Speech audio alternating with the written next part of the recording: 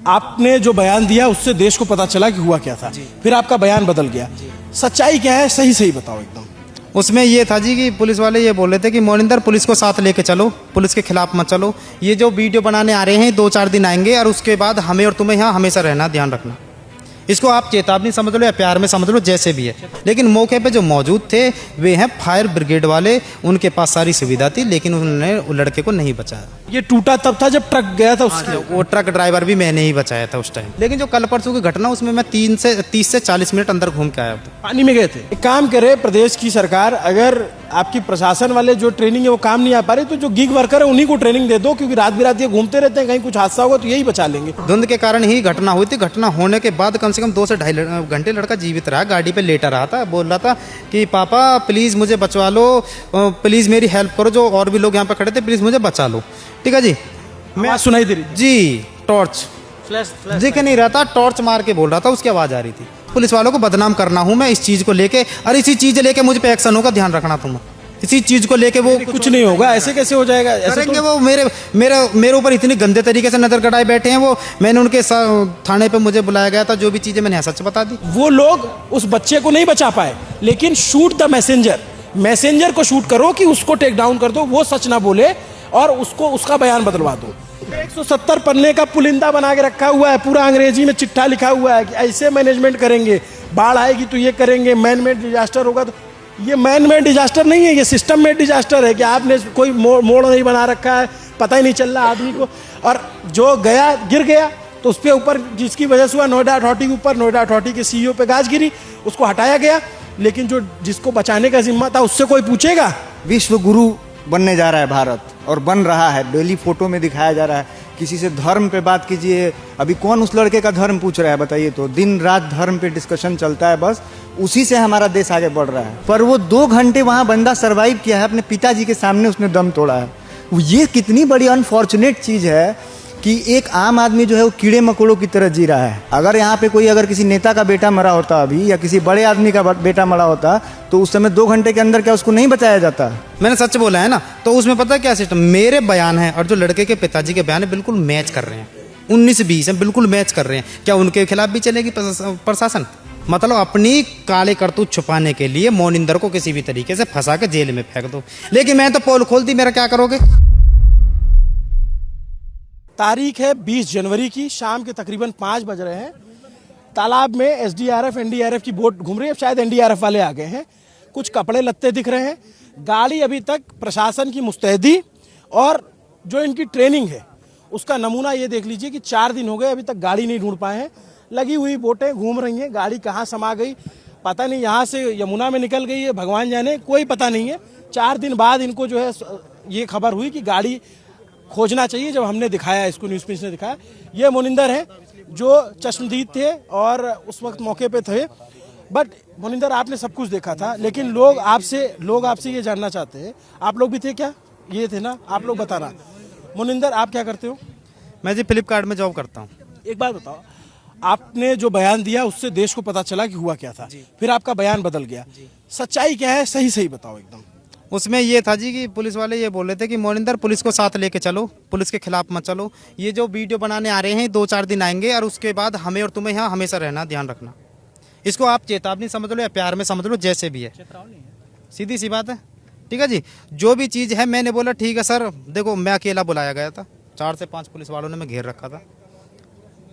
उन्होंने बोला कि मोनिंदर हमारे पुलिस की थोड़ा सा फेवर में 1-2 ऐसी बातें करते हैं, कोई दिक्कत नहीं है, बना तो, और हमें तुझसे कोई दिक्कत नहीं है, लेकिन कैमरा के सामने आके पुलिस का नाम मत ले, कैमरा के सामने आके पुलिस का नाम मत ले। मगर मैंने पुलिस का नाम नहीं लिया है। कितने 4 दिन से मैंने ये तक बोली है। जो पुलिस यहाँ पे मौजूद थी उनमें कुछ बुजुर्ग अवस्था में थे, जिनकी एज 50+ थी, जो नौजवान थे, उनके पास कोई उन पर तैरना नहीं आता था और उनके पास कोई सेफ्टी जैकेट वगैरह नहीं थी। तो उन्होंने तुरंत केस को देखते हुए तुरंत NDRF पे फायर ब्रिगेड पे कॉल की। फायर ब्रिगेड आई, उसके बाद 4:30 बजे NDRF पर वगैरह ये सब आए थे 4:30 बजे तक। ठीक है जी। SDRF आई थी? NDRF जी 4:30 बजे, 4:30 SDRF राज्य सरकार, जी वो आए थे वो। उन्होंने तुरंत 2 से 3 घंटे में लड़के को रेस्क्यू कर लिया था, उसकी डेड बॉडी निकाली थी। जी, लेकिन मौके पे जो मौजूद थे वे हैं फायर ब्रिगेड वाले, उनके पास सारी सुविधा थी, लेकिन उन्होंने वो लड़के को नहीं बचाया। मैं एक जानना चाहता हूँ मोनिंदर, आप उस वक्त ये सेम यही जगह थी, गाड़ी इधर से ही नीचे गई थी जी, इसी के ऊपर से गई थी, जो दीवार टूटी हुई है इसी के ऊपर से गई थी। और ये टूटा तब था जब ट्रक गया था उसके, वो ट्रक ड्राइवर भी मैंने ही बचाया था उस टाइम। तो आप उतरे थे पानी में? हाँ, नहीं वो ट्रक ड्राइवर के लिए नहीं उतरा था, वो तो मैंने रस्से से ही रस्से से उसके ट्रक में रस्सा बंधा हुआ था, मैंने रस्सा फेंक के, और 4-5 राइडर थे मेरे साथ ही साथ, यहाँ पे हैं, आगे पीछे हैं, यहीं पे मौके पे थे, उनके साथ मिलके मैंने वो कम से कम 1-1.5 घंटे में रेस्क्यू कर लिया था पानी में से। लेकिन जो कल परसों की घटना उसमें मैं 30 से 40 मिनट अंदर घूम के आया था। पानी में गए थे? पानी में गए थे, ठंडे पानी। एक काम करे प्रदेश की सरकार, अगर आपकी प्रशासन वाले जो ट्रेनिंग है वो काम नहीं आ पा रही, तो जो गिग वर्कर है उन्हीं को ट्रेनिंग दे दो, क्योंकि रात बिरात ये घूमते रहते हैं, कहीं कुछ हादसा होगा तो यही बचा लेंगे।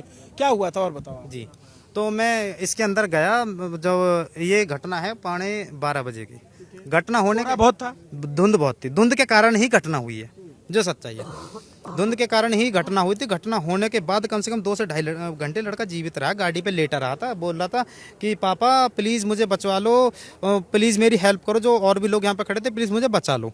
ठीक है जी, मैं सुनाई दे रही थी जी, टॉर्च फ्लैश दिख नहीं रहा था, टॉर्च मार के बोल रहा था, उसकी आवाज़ आ रही थी। अरे गाड़ी मैं बताता हूँ कहाँ पे था वो, लास्ट टाइम वीडियो में जो लोगों ने अंदाज़ा लगाया था, जहाँ पे अगली वाली वो है बोट, जहाँ पे अगली वाली बोट है। गाड़ी तो कल इधर आसपास दिख रही थी, लेकिन जो टॉर्च आ रही थी वो आगे से आ रही थी, हवा में जो बह रही थी वो। जी, फिर उसके बाद जो है आप यहाँ कितने पे पहुंचे थे? मैं 1:40-45 पे पहुंचा था, मैंने देखा अंदर कोई नहीं दाग रहा है, लड़का डूब चुका है 2-4-5 मिनट पहले ही, तो मैंने बिना टाइम देखते हुए मैं सीधा इसमें दाग गया था। जी, आप उतरे इसमें? जी, 30 से आप 40 मिनट पानी में थे? जी। फिर ये कैसा है, दलदली है जमीन? नहीं, दलदल नहीं है, जिसमें पानी ज़्यादा है, इसमें दलदल है 20 से 25 प्लस फुट नीचे, इसमें दलदल नहीं है, पानी ज़्यादा है इसमें। ये बेसमेंट खुदा हुआ है, इसमें सरिया भी है हालांकि, लेकिन सरिया है कम से कम 10 से 15 फुट नीचे। जी, और ये अभी एनडीआरएफ की टीम गई हुई है? हाँ, ये अपने तरीके से जो भी काम कर रही हैं, खोज रही हैं, पता नहीं इतना क्यों घूम रही, क्या रीजन है इस चीज़ का। और वो जो गाड़ी थी वो डूब के आगे गई थी, तो आप आगे तक गए? पूरा नहीं गई थी वो हवा में तैर के गई थी, गाड़ी भी लड़के के साथ डूबी नहीं थी, डूबी तब तक नहीं थी? 2 घंटे गाड़ी भी नहीं डूबी है, लड़का गाड़ी की छत पे लोटा हुआ था। जी, फिर उनके पिताजी आ गए थे, पिताजी से बातचीत हो रही थी, आप सुन रहे थे, क्या बात हुई थी? लड़के के पिताजी से मेरी कोई बात नहीं हुई, इतनी भीड़ थी, मेरे पास इतना समय नहीं था कि मैं किसी से बात करूं। नहीं, उनके पिताजी आवाज दे रहे थे बेटे को? हाँ, यहाँ पे जो पहले लोग थे उन्होंने बताया कि लड़का जो अपने पिताजी से ये कह रहा था कि पापा मैं मरना नहीं चाहता, प्लीज मुझे बचा लो, मेरी हेल्प कीजिए, पापा मैं मरना नहीं चाहता, मतलब ऐसे ऐसे बोल रहा था लड़का। आप सोचो कि एक लड़का यहाँ पानी में डूब रहा है, उसके पिता यहाँ खड़े हैं और वो अंदर से चिल्ला रहा है कि मैं मरना नहीं चाहता, बचा लो। और उस समय जो फायर ब्रिगेड का अमला था, जो एसडीआरएफ की टीम पहुंची और तमाम लोग जो पहुंचे, पुलिस के लोग पहुंचे, वो लोग उस बच्चे को नहीं बचा पाए, लेकिन शूट द मैसेंजर को शूट करो कि उसको टेक डाउन कर दो, वो सच ना बोले और उसका बयान बदलवा दो। ये सोशल मीडिया का जमाना है। गड़गड़ाए बैठे हैं इस टाइम बहुत गंदे तरीके से। मेरे पारिवारिक जो मामले, एक चीज़ बताएं, छोटे मोटे जो केस हैं सब चीज़ हैं, चलते हैं, पारिवारिक मामला ऐसे कौन सा गांव है जिसमें पारिवारिक मामले नहीं होते हैं। ठीक है जी, पुलिस वाले जो न्यूज़ वालों को ये बता रहे हैं कि मोनिंदर भी पे भी गुंडा एक्ट लगी हुई है, ये चीज़ बिल्कुल गलत है। वो मेरा पारिवारिक मामला, मेरे खास चाचा ताऊओं की लड़ाई, मेरे पापान की, उसका इससे कुछ लेना देना है? इसके कुछ भी नहीं है, बस पुलिस वालों को बदनाम करना हूँ मैं इस चीज़ को लेके, और इसी चीज़ लेके मुझ पर एक्शन होगा, ध्यान रखना तुम, इसी चीज को लेके वो कुछ नहीं होगा। ऐसे कैसे हो जाएगा? ऐसे करेंगे तो... वो मेरे ऊपर इतनी गंदे तरीके से नजर गड़ाए बैठे हैं वो। मैंने उनके थाने पे मुझे बुलाया गया था, जो भी चीजें मैंने सच बता दी। देखो, आपने वही किया जो एक आम नागरिक करता है, जो सामने दिखता है वो बता देता है। आपने कोई अपराध नहीं किया और आपको डरने की पता चल गया, पूरे देश को सच्चाई पता चल गई, लेकिन कुछ नहीं होने वाला। लेकिन 1% डर है। क्या डर है? डर यही है, एक तो जिनके मैं खिलाफ बोला हूँ, जिनके जैसे कि बिल्डर है, जिनके खिलाफ कार्रवाई हुई है, ठीक है जी, बिल्डर के जमीन वाला जो इतना पैसे वाला आदमी है, उसके खिलाफ मैं बोला हूँ, उसके खिलाफ एक्शन भी हो चुका है। शायद मैंने सुनाया न्यूज में कि वो बिल्डर को गिरफ्तार किया गया, अभय नाम है उसका। ठीक है जी, तो ऐसा इंसान क्या नहीं कर सकता मिडिल क्लास बच्चे के गैल, आप समझ सकते हैं। नहीं, आप डरो मत, बल्कि अगर आपको किसी से डर लगता है तो आप शिकायत करो। ऐसा नहीं है, आपकी आवाज़, आपके पास मोबाइल है, अगर मीडिया वाले नहीं भी आते तब भी आप अपनी आवाज़ पहुंचा सकते हो। आप सोशल मीडिया का ज़माना है। लेकिन आपको फिर पुलिस लेके गई थी, कितनी देर बिठाया था पुलिस ने? लेके नहीं गई जी, मेरे पास कॉल की गई थी। अच्छा जी, कि मोनिंदर आप आ जाइए, हमारे सीनियर अधिकारी बैठे हुए हैं, वे आपसे बात करना चाहते हैं। मगर सर कोई भी बात है, मैं घटना स्थल पे हूँ, आप यहाँ आ सकते हैं, आप आएंगे ड्यूटी पे तो मुझसे बात कर लेना, मैं आ जाऊँगा। नहीं मोनिंदर आइए ज़रूर, सर बैठे हुए हैं। मगर ठीक है सर, मैं आधा घंटे आया हुआ हूँ, आधे घंटे में आता हूँ। मैं ठीक है, मैं पहुँच गया। पहुँचते ही मुझे कम से कम 4 से 5 पुलिस वालों ने घेर लिया थाने के बाहर ही, कि आप बाहर चलो। मगर ठीक है जी, वहाँ से 100 मीटर दूर ले गए मुझे थाने से दूर ले जाने के बाद बोले मोनिंदर तू पुलिस के खिलाफ क्यों चल रहा है। कमिश्नर मैडम लक्ष्मी सिंह जी, आप इस बयान को बहुत ध्यान से सुनिए जी, आगे जी, वो बोले मोनिंदर तू पुलिस के खिलाफ क्यों चल रहा है, पुलिस वहाँ से मौके पे थी तो तूने ये क्यों नहीं बोला, पुलिस भी मौके पे थी, मुझसे कोशिश कर रही थी वगैरह वगैरह। मगर सर मौके पे थी, लेकिन लड़का क्यों डूब गया फिर, जबकि सुविधा भी थी, फायर ब्रिगेड के पास जैकेट भी थी, नाव भी थी, छोटी रस्सा अच्छा, भी। फायर ब्रिगेड की तो क्रेन दिख भी रही है, फायर ब्रिगेड वाले। सर मैं ये बता रहा हूँ, मुझे कुछ लोग इतना बता रहे थे मेरे आने से पहले, क्रेन का बूम देख रहे हैं आप, इस बूम से भी आगे था उस क्रेन का बूम, जिसमें लोग खड़े होकर टॉर्च मार रहे थे इसमें, और उससे मात्र कोई 20 कदम की दूरी पे, 15 कदम की दूरी पे वो लड़का था इस जोड़ में। एक बात बताओ, गाड़ी ऐसा तो है नहीं कि उड़ के चली गई होगी जहाँ बोट है? नहीं, गाड़ी तो बहते हुए गई होगी, तैर के ही गई होगी, गिरी तो इधर ही होगी जी, यहीं पे गिरी थी, पास में। गाड़ी की ज्यादा स्पीड नहीं थी, जहाँ गाड़ी ज्यादा 50-60 की स्पीड पे थी। जब बहुत से लोग ये बोले ना ओवर स्पीड थी, ऐसा कुछ नहीं है। अगर ओवर स्पीड होती 10 फुट की ऊंचाई से 20 फुट की दूरी पे नहीं गिरती, वो कम से कम 30-40 फुट जाके दूर पड़ती। और एक बात बताओ, जैसे मोनिंदर, अभी ये जो पीछे बैरिकेड लगे हुए हैं, चश्मदीदों ने हमें बताया, यहाँ के जो इधर आसपास के लोग रहने वाले, उन्होंने कहा कि ऐसा कोई बैरिकेड नहीं था, आप आए थे तो था कुछ भी नहीं था जी, बिल्कुल प्लेन, बिल्कुल प्लेन, बिल्कुल प्लेन, किसी को भी नहीं, कोहरे में किसी को नहीं दिखता था कि हाँ रोड है। ये तो सिर्फ अपने ड्यूटी बचाने के लिए, दिखावे के लिए सब चीज़ कर दी गई है। मतलब अगर रात में मैं भी आऊँ, अंधेरा रहे, कोहरा रहे, तो मुझे भी नहीं दिखेगा। आप सीधे से में गिरोगे पानी में, जो सच्चाई है। फुटपाथ भी ऊंची नहीं है, चलो ठीक है बैरिकेड रही, फुटपाथ भी तो ऊंची नहीं है, रोड से ऊंची फुटपाथ भी तो कम से कम टकरा के गाड़ी रुके तो सही, सवारी रुके तो सही। सीधा देखो मौत का घर, अगर इसमें तैराक भी कोई गिर जाए ना वो भी नहीं निकलेगा, इसमें पकड़ने की भी सुविधा नहीं है, आप जाके देख सकते हैं। इस यहाँ पे भी पूरा पानी है जी, नाले में अगर कोई तैरने वाला भी गिर जाए ना, ये पूरी रस्सी लगा दी है, पूरा बैरिकेडिंग कर दिया, क्योंकि सांसद आ रहे हैं, अधिकारी आ रहे हैं, देखने ताकने सब लोग आ रहे हैं। पहले कुछ नहीं था, ये चश्मदीद है, और इन्होंने खुद, जो लड़का अपनी जान की बाजी लगा करके किसी की जान बचाने के लिए कूदा है, उसको प्रेशराइज किया जा रहा है। अरे भैया स्वीकार कर लो, कार्रवाई तो आप पे होनी है, गाज तो आप पे गिरनी है। यदि एनडीआरएफ के पास मात्र 200 मीटर की रस्सी रहती ना, 200 मीटर, तो एक आदमी इधर से जाता, वहाँ पेड़ में रस्सी बांध देता, एक छोर इधर पकड़ के आराम से एक आदमी पकड़ के उठा के ले आता। बहुत आसान है, गांवों के नदियों में सिंगल नाव जैसे या थर्माकोल का बना होता है, एक ही रस्सी से उधर खींच लेता, उधर खींच लेता। बहुत आसान है, मैं डेमो देने को तैयार हूँ, अभी रस्सी मंगा अकेले, बहुत आसान है। 200 मीटर रस्सी नहीं थी इनके पास, और ये सरिया का और उसका बहाना बना रहे हैं। अभी एक बात बताता हूँ, और आपको भी एक आगे की लाइन बताता हूँ। डिस्ट्रिक्ट डिजास्टर मैनेजमेंट एक बॉडी होती है, अगर कोई आपदा आती है तो उसका काम होता है कि उससे वो निपटेगी, उसका नाम है डिस्ट्रिक्ट डिजास्टर मैनेजमेंट। जैसे एनडीआरएफ है नेशनल डिजास्टर मैनेजमेंट, एसडीआरएफ है स्टेट डिजास्टर मैनेजमेंट, वैसे डिस्ट्रिक्ट डिजास्टर मैनेजमेंट होता है, जिसका जो मुख्य अधिकारी होता है, जिसको सब लोग रिपोर्ट करते हैं, जो एसडीआरएफ रिपोर्ट करेगी या तमाम आपदा कर्मी रिपोर्ट करेंगे, वो होता है जिला अधिकारी। जिला अधिकारी कौन है? मेधा रूपम। मेधा रूपम नोएडा की डीएम है, उनसे कोई सवाल नहीं पूछा जा रहा है कि उनकी टीम ने क्या किया, कोई सवाल नहीं पूछा जा रहा है कि उन पर कोई कार्रवाई क्यों नहीं हुई। क्यों? मेधा रूपम का एक परिचय और जान लीजिए, उनके पिताजी ज्ञानेश जी वो मुख्य चुनाव आयुक्त थे, सीईसी हैं। उनकी पोस्टिंग आप उठा के देख लेंगे पूरा हिस्ट्री, तो उनकी पोस्टिंग दिल्ली एनसीआर के आसपास ही रहती है। पता नहीं कौन सी उनके पास अतिरिक्त मेधा है, मेरिट पे ही सबको मिलता है पोस्टिंग, उनके पास कोई अतिरिक्त मेधा है, शायद इस वजह से उनको कभी कासगंज में, कभी हापुड़ में, या नोएडा या ग्रेटर नोएडा के आसपास ही पोस्टिंग मिलती है। आप समझिए 4 दिन बाद वो यहाँ पे आई थी और मीडिया के किसी सवाल का जवाब नहीं दिया, बिना जवाब दिए चली गई, क्योंकि पता है मीडिया वाले कितना भी सवाल पूछे उनका तो कुछ बिगड़ना नहीं है, क्योंकि वो तो मुख्य चुनाव आयुक्त की बेटी है। तो भाई इतने बड़े व्यक्ति की बेटी है, खुद भी डीएम है, डीएम अपने आप में जिले का राजा होता है, तो राजा को कौन छेड़ सकता है। नोएडा अथॉरिटी के जो सीईओ थे उनको हटाया गया तो एक कार्रवाई हुई, लोगों में लगा कि हाँ चलो सरकार कुछ कर रही है, लेकिन जिसकी वजह से हादसा हुआ उसको हटा दिया गया, लेकिन जिसकी वजह से नहीं बचाया गया उस पर कोई बात नहीं हो रही है, कोई सवाल नहीं पूछा जा रहा। यहीं पे खड़े हैं सब, वो अभी भी यहीं पे खड़े हुए हैं जितने भी हैं। मैं अपने आसपास देख रहा हूँ, बहुत सारे सादी वर्दी में भी पुलिस वाले हैं, वो भी सुन रहे होंगे, और सुने, अच्छी बात है। मैं कोई गलत बात नहीं कह रहा हूँ, या ये कोई गलत बात नहीं कह रहे हैं, ठीक है, हम लोग अपने देश के नागरिक की एक जान गई है, उस जान की कीमत पे सवाल पूछ रहे हैं और सवाल को हम पूछते रहेंगे। ये कोई ना सोचे कि बड़े से बड़ा अधिकारी हो चाहे कितना बड़ा तुर्रम खां हो, हम सवालों से नहीं बचेगा, क्योंकि हमारे सवाल किसी एजेंडा के तहत नहीं होते हैं। आम आदमी के लिए सवाल पूछते हैं और आम आदमी के लिए सवाल पूछते रहेंगे। न्यूज़ पिंच इसीलिए कहता है कि फलक पर ज़मीन पर टिकेंगे और फलक तक पूछेंगे। तो बड़ा से बड़ा अधिकारी हो, नेता हो, सीएम योगी आदित्यनाथ, अगर उन तक ये वीडियो पहुंचता है तो आप सोचिए कि जो डिस्ट्रिक्ट डिजास्टर मैनेजमेंट है, मैं भी आपको दिखा देता हूँ, एक फर्रा है वो भी दिखा देता हूँ। ये आम नागरिक जो आसपास मेरे खड़े हैं, ये सुन रहे हैं, ये भी देख लें, और जो दर्शक हमारे कैमरे के उस पार हैं वो भी देख लें। मैं एक चीज़ डाउनलोड करके दिखाता हूँ। ये है, देखिए, district disaster management plan for Gautam Buddha Nagar district. ये 170 पन्ने का पीडीएफ है और इसमें सारा प्लान बनाया गया है कि कैसे कैसे जो है वार्निंग दी जाएगी, सर्च किया जाएगा, रेस्क्यू किया जाएगा, एवोकेशन किया जाएगा।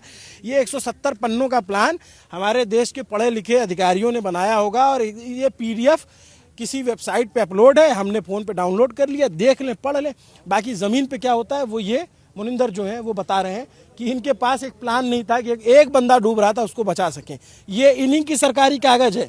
मैं अभी कहीं और से दिखा दूं तो हो सकता है कहेंगे तो फेक न्यूज़ फैला रहा है। ये देखिए, स्कोप ऑफ प्लान, ये तमाम पूरा प्लान जो है ना, ये लिखा हुआ है कि ऐसे ऐसे करेंगे।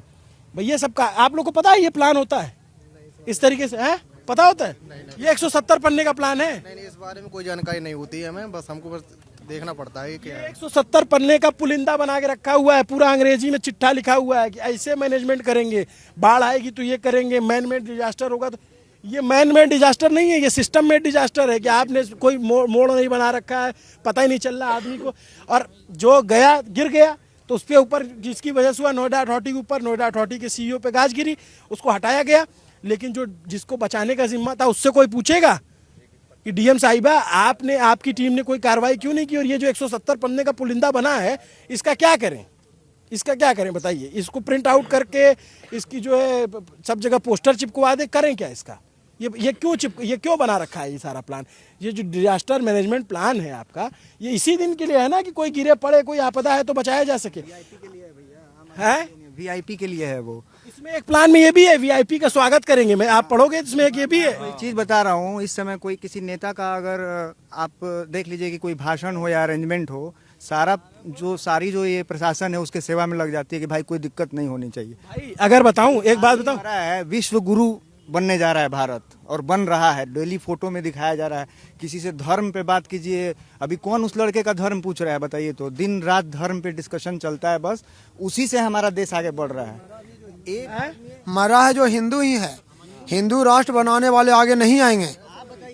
2 घंटा सर्वाइवल के बाद, मैं यहीं रहता हूँ इस सोसाइटी में, 2 घंटे के सर्वाइवल के बाद अगर कोई यहाँ पे डेथ कर जा रहा है तो उसमें किसकी रिस्पॉन्स, वो गिरा किस वजह से गिरा, ऑथोरिटी का काम है, वो सब ठीक बात है, पर वो 2 घंटे वहाँ बंदा सर्वाइव किया है, अपने पिताजी के सामने उसने दम तोड़ा है।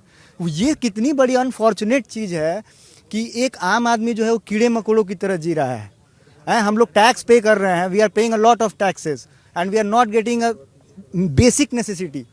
तो ये चीज़ जो है उस पर बात करने वाले बहुत कम लोग हैं, आपको लोग भी कम मिलेंगे।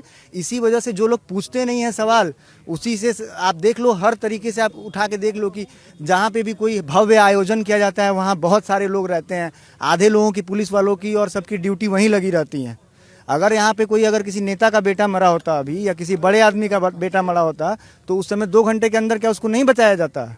क्या नाम है दोस्त आपका? मेरा नाम नागमणि है, मैं बिहार से हूँ। नागमणि जो है बहुत यंग है और बहुत ज़रूरी सवाल पूछ रहे हैं इस देश की सरकार से, इस देश के सिस्टम से, इस प्रदेश की सरकार से, अथॉरिटी से, डीएम से। ये सवाल इनके सब की तरफ है कि अगर पता चल जाता कि इसमें विधायक जी गाड़ी गिरी हुई है ना, तो यही पुलिस वाले, यही जितने कर्मचारी थे कूद गए होते कि विधायक जी को बचा लेना है, विधायक जी बच जाएंगे तो शायद इनाम मिले। आप अभी देखो कि यहाँ पे जब भी कोई नेता आया है तो चारों तरफ कितना सिक्योरिटी, एकदम सब टाइट हो गया, सब कुछ हो गया।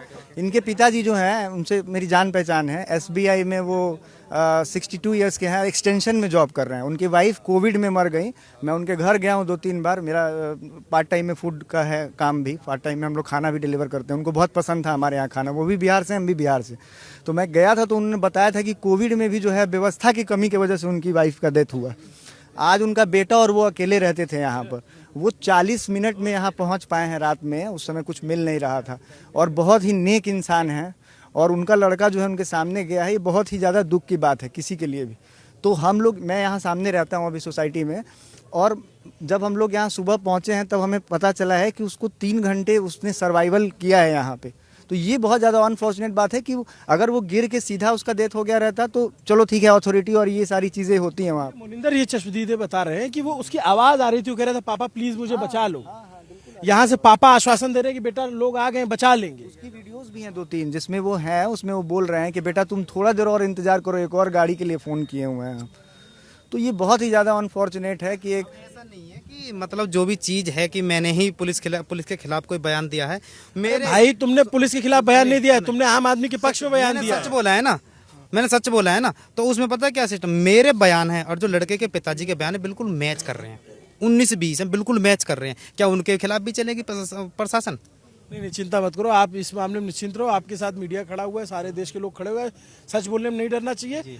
कोई जो है आपका कोई एजेंडा तो है नहीं कि आप जो है पुलिस के खिलाफ कोई चला रहे हो, ये ठीक है। पुलिस वाले अपना काम कर रहे हैं, उनको अपना बचाना होता है कि हमारी नौकरी बची रहे, हम सस्पेंड ना हो। लेकिन आप ये सोचो, जेल ही तो भेजेंगे जी, जेल में नहीं, कुछ नहीं होगा यार। मेरी तो कोई शादी भी नहीं हुई। ना हम जैसी जनता है यहाँ पे, इस बात की टेंशन ना लो। तुमने सच बोला है, सच के साथ ही रहना, कभी घबराना नहीं। थाने बुलाया गया था। मैंने जाने से पहले टाटा में जितने मेंबर्स थे यहाँ पे जो खड़े हुए थे, मैंने सबको बताया कि मुझे टाटा थाने बुलाया जा रहा है, क्या आप मेरे साथ चल सकते हैं? कोई भी नहीं गया मेरे साथ। बताओ। तुम हमारा नंबर ले लेना। ATS लीग ग्रैंडियोज में है और हम भी उनको बहुत अच्छे से उनकी फैमिली को जानते हैं। जबकि टाटा वाले मुझे वहीं पे मिले थे, वो मुझसे एक बार भी नहीं बोला कि तुम चलो वहाँ पे, हम चलते हैं तुम्हारे साथ। वो और मैं गया तो वहीं पे मुझसे 10 मिनट बाद भी पहुँच गए थे। चीज़ है ना, मैं आपको बता रहा हूँ, लोगों को अगर आप बता दोगे कि धर्म और जाति की बात है तो उस पर लोग बहुत बात करने लगे। रैली निकल जाएगी भाई मेरे, बाइक रैली, गाड़ी रैली, आज ये हो रहा है, आज वो हो रहा है। बट देखा है वो सच है, और उनके पिताजी भी जो देखा है, उनके तो बच्चे हैं, वो तो वही बोलेंगे जो उनके साथ हुआ है। तो आप वही बोल रहे हो जो उनके साथ बीता है, आप डरो मत।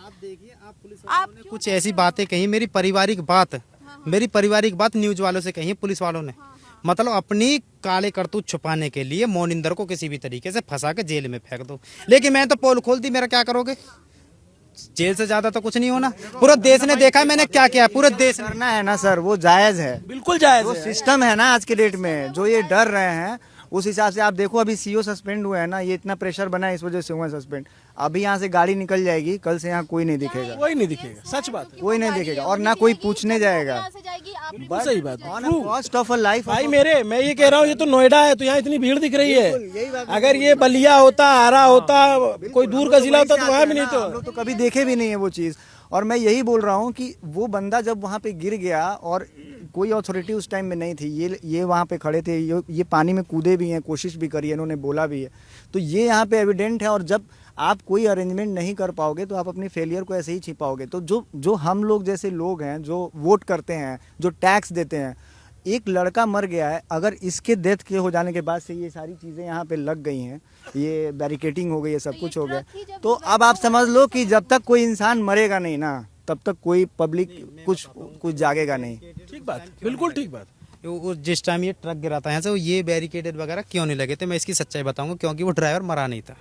बिल्कुल बिल्कुल सच्चाई है कि कोई चीज बदलने के लिए अब आदमी को मरना पड़े। वो भी मैंने ही बचाया था, मौके पे मैं ही था। एरिया का आप देखिएगा विकास हो जाएगा। युवराज जो लड़का है ठीक है, आगे चल के लोग भूल जाएंगे धीरे धीरे, लेकिन हम लोग यहाँ रह रहे हैं। ये बताओ कि ग्रेटर नोएडा में गौर सिटी के पास में एक लड़के की किया गाड़ी को लूट करके उसको मार दिया गया था।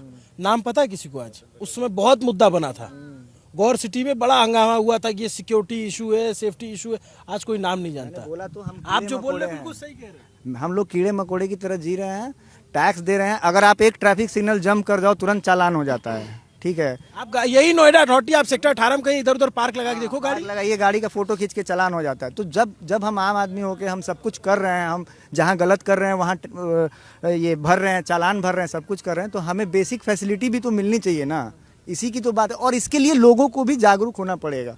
एक चीज़ और मैं कहना चाहूँगा एज ए ड्राइवर, और मतलब कार ड्राइवर, जब आप गाड़ी चलाओ, जितने भी लोग मुझे सुन पा रहे हैं आपके चैनल के माध्यम से, जब भी कोहरा जीरो विजिबिलिटी वाला होता है, आपको जीपीएस ऑन करके गाड़ी चलाना चाहिए। उससे आपको एक आइडिया लगता है कि आपको कहाँ पे टर्न लेना है। मैं उसी दिन रात में 11:30 बजे मैं भी आया हूँ, 11:45 का घटना। खुद उस दिन चला रहा था, मुझे भी अच्छे से याद है, लेकिन जब ये डिवाइडर होता है ना, ये दिखता नहीं है जब तक आप बिल्कुल क्लोज नहीं आओगे। वो बंदा क्लोज आया होगा, उसको तो मैप में पहले ही पता चल जाता है कि 10 मीटर्स पे आपको राइट ले लेना है।